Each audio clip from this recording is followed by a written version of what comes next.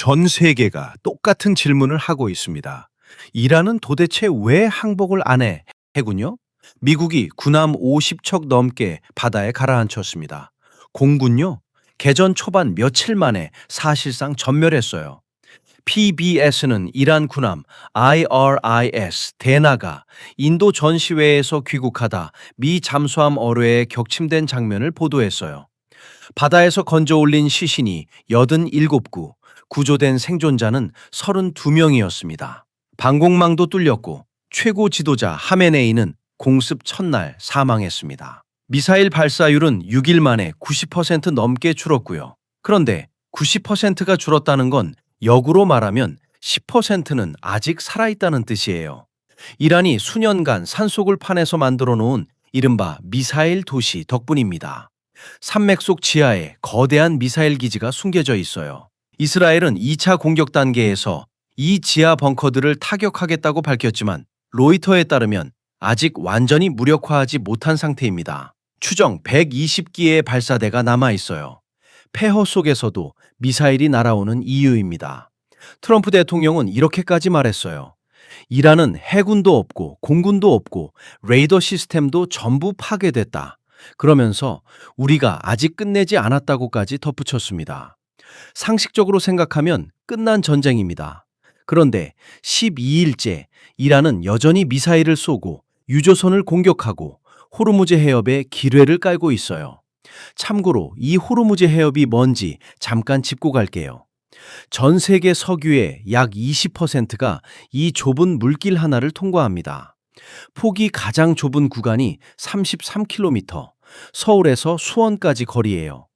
전쟁 시작 전까지 하루에 유조선 37척이 지나갔는데 지금은 사실상 제로입니다. 로이터 통신에 따르면 유조선 통행량이 92% 폭락했어요. 150척 넘는 유조선이 해협 밖에서 꼼짝 못하고 줄 서 있습니다. 세계 석유 수송의 동맥이 막혀버린 겁니다. 그런데도 이란은 멈추지 않아요. 왜일까요? 오늘 이 영상 하나로 완벽하게 이해시켜드리겠습니다. 결론부터 말씀드릴게요. 이란은 항복을 안 하는 게 아닙니다. 못하는 겁니다. 이 한 글자 차이가 국제 유가를 한때 119달러까지 끌어올렸고 지금도 90달러 안팎에서 요동치게 만들고 있습니다. 여러분, 주유소 기름값을 리터당 2,000원 가까이 밀어올리고 있어요. 안녕하세요. 경제 편의점입니다. 구독과 좋아요는 영상 제작에 큰 힘이 됩니다. 자, 이란이 왜 항복을 못하는지 이해하려면요. 47년 전으로 거슬러 올라가야 합니다. 1979년 이란에서 혁명이 일어납니다. 그 전까지 이란은 중동의 부자 나라였어요. 왕이 다스리는 나라였고 미국과 사이가 좋았고 여성들이 미니스커트를 입고 거리를 활보할 정도로 서구화된 나라였습니다. 그런데 이슬람 근본주의 지도자 호메이니가 혁명을 일으켜요. 왕을 몰아내고 종교 지도자가 나라를 다스리는 체제를 만듭니다. 이게 지금까지 이어지고 있는 이란 이슬람 공화국이에요. 근데 호메이니에게 고민이 하나 있었습니다. 기존 이란 정규군은 왕정 시절에 만들어진 군대예요. 미국식으로 훈련받았고 미국 무기를 쓰고 장교들 상당수가 왕에게 충성하던 사람들이었거든요. 혁명 지도자 입장에서 이 군대를 100% 믿을 수 있었을까요? 못 믿었습니다. 그래서 호메이니가 뭘 했냐? 아예 새로운 군대를 하나 더 만들어버립니다. 이게 바로 이슬람 혁명 수비대 IRGC예요. 이름을 뜯어보세요. 혁명 수비대입니다. 국가 수비대가 아니에요. 처음부터 나라를 지키는 게 아니라 혁명 체제를 지키는 게 목적인 조직이었습니다. 핵심 간부는 전원 자원 입대자예요. 이 혁명을 목숨 걸고 지키겠다고 스스로 나선 사람들만 뼈대를 이루는 구조입니다. 이 조직의 DNA를 각인시킨 사건이 있어요. 1980년 이라크가 이란을 침공합니다. 8년 전쟁, 사망자 50만. 이때 혁명수비대는 10대 소면병 목에 천국의 열쇠라는 플라스틱 열쇠를 걸어주고 지뢰밭으로 보냈습니다. 몸으로 지뢰를 밟아 길을 뚫는 인해 전술. 이게 이 조직의 출발점이에요. 지금 호르무즈 해협에 기뢰를 깔고 있는 사람들은 바로 그때 살아남은 사람들의 후배들입니다. 근데 진짜 무서운 건 이 군대가 전쟁 후에 경제까지 삼켜버렸다는 겁니다. 8년 전쟁으로 나라가 폐허가 됐는데 이란 정부는 재건 사업을 혁명 수비대에게 통째로 맡겨요. 사나에 카탐 알 암비아라는 건설 회사를 세워서 정유소, 철도, 댐, 공항을 독점하더니 석유, 금융, 통신, 부동산까지 손을 뻗었습니다. 비유를 하나 해드릴게요. 삼성이 반도체도 하고 스마트폰도 하잖아요. 현대가 자동차도 하고 건설도 하고요. 이제 이 두 그룹을 합쳐보세요. 거기에 SK의 에너지 사업까지 합쳐보세요. 그리고 이 거대한 기업 집단이 동시에 군대이기도 하다고 상상해 보세요.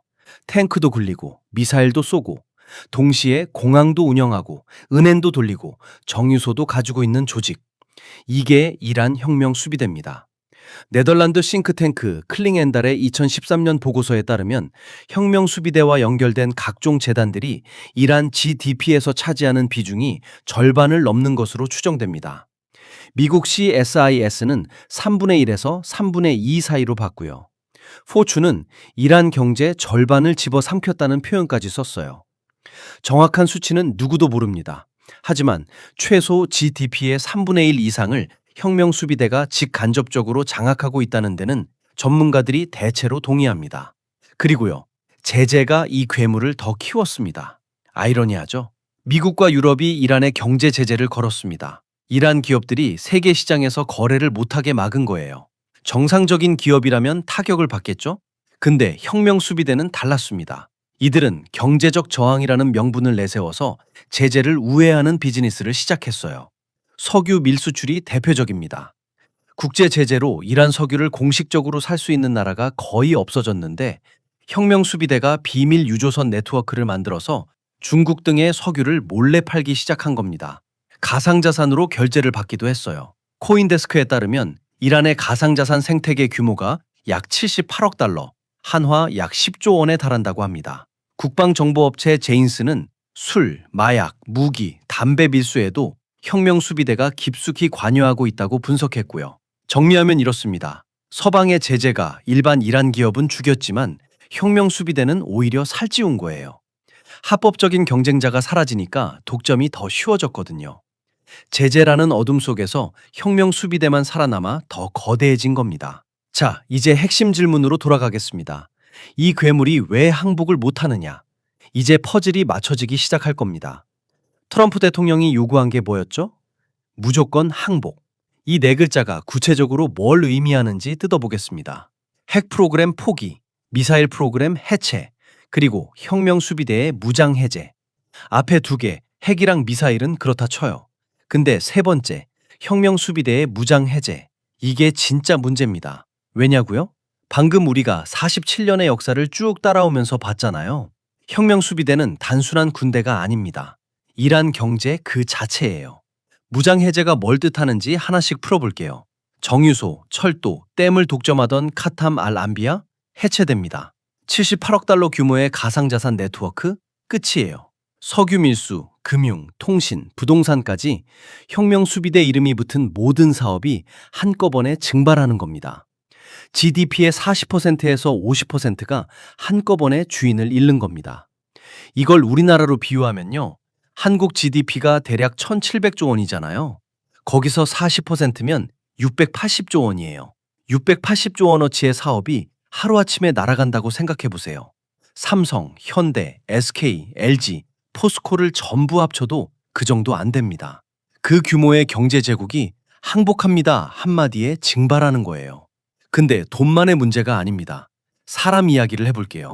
혁명 수비대 현역 병력이 15만에서 19만 명입니다. 여기에 바시즈라는 민병대가 있어요. 공식 발표로는 수백만에서 2천만 명이라고 하지만 바시즈 전문 연구자인 사이드 골카르 교수는 실제 규모를 약 100만 명, 보안 병력은 수만 명 수준으로 추산합니다. 다만 전시 동원 가능 인원은 이보다 훨씬 많을 수 있어요. 현역만 따져도 수십만 명이에요. 여기에 이 사람들의 가족까지 생각해 보세요. 혁명 수비대 장교 한 명이 아내, 자녀, 부모를 부양하고 있다면 그 가족들의 생계도 전부 이 조직에 매달려 있는 거잖아요. 그리고 이 사람들은 단순히 월급만 받는 게 아닙니다. 혁명 수비대에 소속되면 주택을 배정받고 자녀 교육 혜택을 받고 의료 서비스를 받고 퇴직 후에도 재단 산하 기업에 재취업할 수 있어요. 하나의 경제 생태계가 이 조직을 중심으로 돌아가고 있는 겁니다. 항복하면 이 모든 게 끊깁니다. 월급이 끊기고 집을 잃고 혜택이 사라져요. 수십만 명의 무장한 사람들과 그 가족들이 하루아침에 실업자가 되는 겁니다. 그것도 총을 쏠 줄 아는 실업자들이요. 근데 진짜 공포는 따로 있습니다. 지난해 말에 벌어진 일을 보면 알 수 있습니다. 이란 화폐 리알의 가치가 60% 폭락했습니다. 물가가 치솟고 전기가 끙끙기고 물이 부족해졌어요. 참다 못한 시민들이 거리로 쏟아져 나왔습니다. 그때 혁명수비대가 뭘 했느냐? 시위대를 향해 총을 쐈습니다. 수천 명의 희생자가 발생했어요. 이란 경찰 총수가 뭐라고 했는지 아세요? 거리에 나오는 사람은 시위대가 아니라 적으로 간주한다. 모든 보안 병력이 방아쇠에 손을 올려놓고 있다. 이 말을 공개적으로 했어요. 이 사람들이 갑자기 무장을 해제하고 거리에 서는 순간 그동안 탄압받았던 국민들이 가만히 있을 리 없습니다. 재판이든 보복이든 린치든 어떤 형태로든 대가를 치러야 합니다. 역사를 보면 알 수 있어요. 루마니아의 차우셰스쿠, 리비아의 카다피, 독재 정권이 무너졌을 때 그 권력자들이 어떻게 됐는지 혁명수비대 간부들은 이걸 너무나 잘 알고 있습니다. 이 사람들한테 항복은 선택지가 아닙니다. 해군이 전멸해도 최고 지도자가 죽어도 멈추지 않는 이유가 바로 여기에 있어요. 사실 이건 처음 있는 일이 아닙니다. 2020년 1월 트럼프 1기 때 미국이 혁명수비대의 핵심 인물 거셈 솔레이마니를 드론으로 암살했잖아요. 이란의 2인자라고 불리던 사람입니다. 그때 전 세계가 혁명수비대가 흔들릴 것이다 라고 했어요. 결과요? 아무것도 안 흔들렸습니다. 후임자가 바로 임명됐고 조직은 그대로 굴러갔어요. 혁명수비대는 한 사람의 카리스마로 움직이는 조직이 아니라 경제적 이해관계로 묶인 시스템이기 때문입니다. 머리를 잘라도 몸이 움직이는 거예요. 지금도 마찬가지입니다. 여기서 한 사람을 봐야 합니다. 모주타바 하메네이. 3월 8일 이란이 새 최고 지도자를 선출합니다. 공습으로 사망한 알리 하메네이의 차남, 올해 56세인 모주타바 하메네이예요. 트럼프 대통령이 공개적으로 이 인물은 미국이 받아들일 수 없다고 말했습니다. 그랬더니 어떻게 됐을까요? 독일 국제안보연구소의 아지지 연구원이 이걸 정확하게 짚었어요. 트럼프가 모주타바를 거부한 순간 이란 내부에서는 오히려 그렇기 때문에 모주타바가 최고 지도자가 돼야 한다는 논리가 강화됐다. 외부의 압박이 내부 결속을 단단하게 만들어버린 겁니다. 지금 이란 국민들은 어떤 상태일까요? 가디언에 실린 테헤란 시민의 글이 있어요. 제목이 죽지 마입니다. Don't die. 지금 테헤란에서 사람들이 헤어질 때 하는 인사가 안녕이 아니라 죽지 마래요. 거리는 텅 비었고 빵집 앞에 긴 줄이 늘어서 있고 정부는 인터넷을 끊어버렸습니다. 해외에 사는 이란인들은 고향 가족과 연락조차 못하고 있어요. BBC는 미사일이 떨어지는 속에서도 우리는 살아가고 있다는 젊은 이란인들의 목소리를 전했습니다. 그런데 여기서 정말 복잡한 일이 벌어지고 있어요. 모주타바가 최고 지도자로 선출된 날 밤 테헤란 아파트 발코니에서 모주타바에게 죽음을 이라는 구호가 터져 나왔습니다. BBC가 소셜미디어 영상으로 확인한 겁니다. 혁명 수비대를 싫어하고 새 지도자도 거부하는 시민들이 분명히 있어요. 하지만 동시에 같은 날 모주타바를 환영하는 집회에 사람들이 모이기도 했습니다. 이란 내부가 갈라져 있는 겁니다. 다만 한 가지는 분명합니다. 이란 남부 미납의 한 여학교가 폭격당했습니다. 168명의 소녀가 그 안에 있었어요. 타임지, BBC, 유니세프가 모두 보도한 이 사건 하나가 이란 국영 TV에서 24시간 반복 방송되고 있는 상황에서 체제는 싫지만 외국 폭격은 더 싫다는 감정이 퍼지고 있다는 거예요. 역사학자들이 말하는 깃발 주위로 뭉치는 효과, Rally Around the Flag. 이게 지금 이란에서 작동하고 있는 겁니다.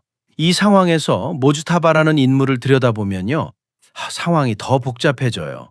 이 사람은 개전 첫날 공습으로 아버지를 잃었고 아내와 아들을 포함해 가족 여러 명이 사망한 것으로 보도되고 있습니다. 본인도 부상을 당했고요. 전쟁 시작 이후 단 한 번도 공개석상에 나오지 않았어요. 직접 메시지를 발표한 적도 없습니다. 하지만 이란 관영 매체를 통해 전해지는 방침은 단 하나예요. 항복은 없다. 아지지 연구원은 이렇게 경고합니다. 모주타바는 종교적 정당성이 아버지보다 약하다. 아버지는 아야톨라, 최고 성직자급이었는데 모주타바는 그 수준에 미치지 못한다. 그래서 권력 기반을 혁명 수비대에 더 의존할 수밖에 없는 구조다. 여기에 가족을 잃은 개인적 경험까지 겹칩니다. 더 강경한 노선을 택할 가능성이 높다는 거예요. 쉽게 말하면 이런 겁니다. 혁명 수비대는 항복하면 모든 걸 잃으니까 결사항전을 원하고, 새 지도자 모즈타바는 가족을 잃은 분노와 권력 기반 확보를 위해 혁명 수비대에 기대야 하는 구조예요. 서로가 서로를 필요로 하면서 동시에 서로를 더 강경하게 만들고 있는 겁니다. 여기에 하나 더 있습니다. 밖에서도 도와주는 사람이 없어요. 이란이 수십 년간 키워온 대리전 세력들 있잖아요. 레바논의 헤즈볼라, 예멘의 후티, 이라크의 시아파 민병대. 무기도 주고 돈도 주고 훈련도 시켰어요. 저항의 축이라고 불리는 네트워크입니다. 그런데 이 전쟁에서 이 세력들이 거의 아무것도 안 하고 있습니다. Foreign Policy는 이란의 대리 세력들은 지금 자기 살 길을 찾고 있다고 분석했고, 로이터는 이라크 내 이란 대리 세력들이 전쟁 참여에 소극적이라고 보도했어요.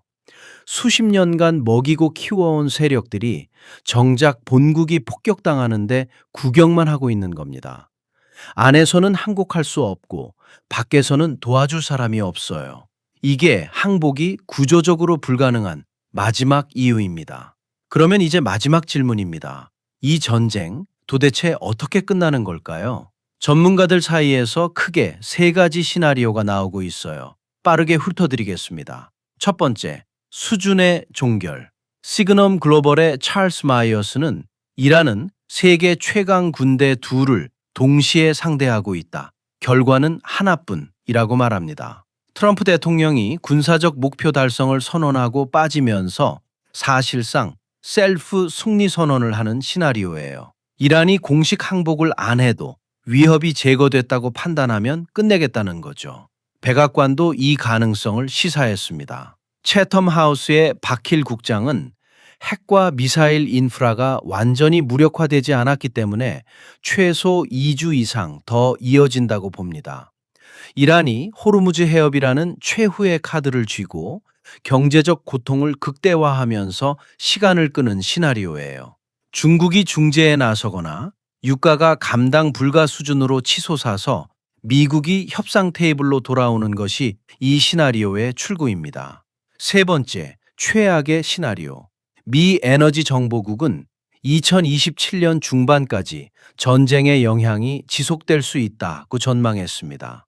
가디언은 이란이 내전으로 빠지거나 혁명 수비대 잔존 세력이 핵 프로그램을 지하로 숨겨 북한형 핵무장 국가가 되는 시나리오를 제시했어요. 이 세 가지 시나리오가 우리한테 어떤 의미인지 여기가 진짜 중요합니다. 첫 번째 시나리오, 수준의 종결이 되면요, 유가가 빠르게 안정됩니다. 실제로 트럼프 대통령이 전쟁이 거의 끝났다고 말한 날 코스피가 하루 만에 5%대 반등했고 원달러 환율이 26원 떨어졌어요. 기름값도 몇 주 안에 내려올 수 있습니다. 시장이 간절히 바라는 시나리오죠. 두 번째, 수개월 장기전. 골드만삭스는 호르무즈가 안 풀리면 유가 배럴당 150달러를 받습니다. 그러면 한국 휘발유 가격이 리터당 2,500원을 넘겨요. 1973년 오일 쇼크 때 유가가 4배 뛰면서 한국 물가 상승률이 24%를 찍었거든요. 그게 지금 다시 올 수 있다는 겁니다. 세 번째, 최악의 시나리오. 이란 혁명 수비대가 유가 200달러를 만들겠다고 했고 카타르 에너지 장관은 150달러면 세계 경제가 무너진다고 경고했어요. 전쟁 전 60달러대였던 유가가 이미 80% 가까이 뛰었습니다. 여기서 더 오르면 한국 경제 전체가 흔들리는 수준이에요. 러시아나 중국이 끼어들면 안 되나? 결론부터 말하면 가능성이 낮습니다. 러시아는 유가가 오를수록 석유 수출 수입이 늘어나니까 오히려 이득이에요. 중국은 이란산 원유를 하루 138만 배럴씩 사던 나라인데 이란 편을 들기는커녕 호르무즈 항행 안전을 보장하라고 공개 압박 중입니다. 구원군은 없어요. 이 세 시나리오 중 뭐가 오든 이미 우리 일상에 들어온 충격은 똑같습니다. 지금 할 수 있는 건 세 가지예요. 첫째, 기름값은 당분간 안 내려옵니다. 정부가 유류세 인하와 비축유 방출 카드를 쓰고 있지만 유가 150달러 넘기면 효과는 제한적이에요. 급하지 않은 장거리 운전은 줄이세요. 둘째, 물가 연쇄 상승에 대비하세요. 기름값이 오르면 택배비, 마트, 식당까지 전부 오릅니다. 불필요한 소비를 한 박자 늦추시는 게 좋겠습니다. 셋째, 투자 포트폴리오를 점검하세요. 코스피 서킷 브레이커가 이미 발동됐고 원달러 환율이 1,500원을 찍었습니다. 현금 비중을 늘리고 변동성 큰 자산은 한 번 더 들여다보세요. 이 세 가지를 실행하는 사람과 안 하는 사람의 차이는 크지 않아 보일 수 있습니다. 하지만 1973년 오일 쇼크 때 대비한 기업과 안 한 기업의 운명이 갈렸던 것처럼 지금 이 시점에 상황을 이해하고 준비하는 것과 모른 채 맞는 것은 완전히 다른 결과를 만들어요. 오늘 이야기를 한 문장으로 정리하겠습니다. 이란은 항복을 안 하는 게 아니라 못 하는 겁니다. 1979년 혁명 때 태어나서 8년 전쟁에서 피로 세례를 받고 47년 동안 이란 경제의 절반을 집어삼킨 괴물, 혁명 수비대. 이 조직에게 항복은 경제적 파산이고 정치적 사형이고 물리적 죽음입니다. 그래서 해군이 전멸해도 공군이 사라져도 최고 지도자가 죽어도 싸움을 멈추지 않는 거예요. 그리고 새 지도자 모지타바 하메네이는 아버지보다 더 강경해질 구조 위에 서 있습니다. 이 전쟁이 어떻게 끝나든 지금 이 순간에도 호르무즈 해협은 막혀 있고 그 여파는 이미 여러분의 주유소와 마트에 도착해 있습니다. 오늘 폭격 뒤에 숨은 구조를 이해하신 여러분은 뉴스만 보고 불안해하는 사람과 다른 선택을 하실 수 있을 겁니다. 경제 편의점은 앞으로도 이란 전쟁의 경과와 한국 경제에 미치는 영향을 계속 추적하겠습니다. 상황이 바뀔 때마다 가장 빠르고 쉽게 전해드릴게요. 오늘 영상이 도움이 되셨다면 구독과 좋아요, 그리고 알림 설정까지 꼭 부탁드립니다. 경제 편의점이었습니다.